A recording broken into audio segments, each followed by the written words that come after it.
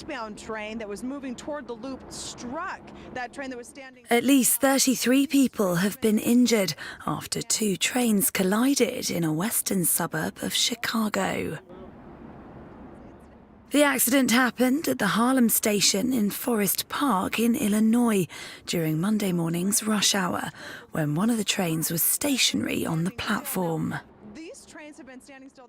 According to authorities, 33 people, including a train operator, were transported to nearby hospitals with what appeared to be non-life-threatening injuries.